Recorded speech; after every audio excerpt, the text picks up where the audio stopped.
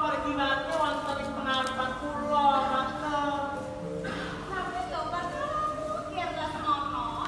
Seneng yo wis mangerteni. Lamun pergiwati lawan pergiwa ki wis duweni bojo.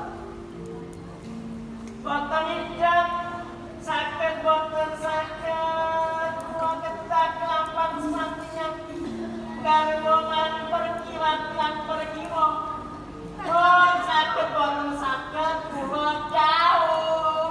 Banjur karepmu apa kir Lesmono? Nggih kula nyuwun sih pitulungan dumateng Paduka Sang Brahmani.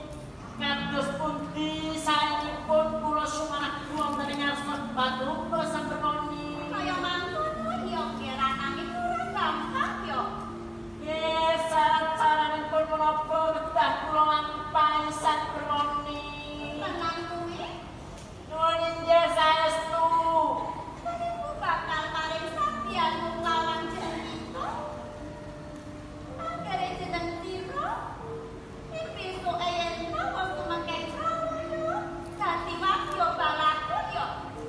Nuwun inggih kula tansah ngestakaken dawuh Paduka Sang Brahmani. Pun kula manut. Yo yen kaki Lesmono, menunggu bakal paring dijaya kawijayan marang jeneng itu. Paring ngaji kawijayan dumateng kula. Ya anggaran aji panglimunan kaki. Aji panglipunan. Oke. Siap. Aji panglimunan kuwi. Satriya sapa wae ora bakal ngerti bleber wujud jeneng itu.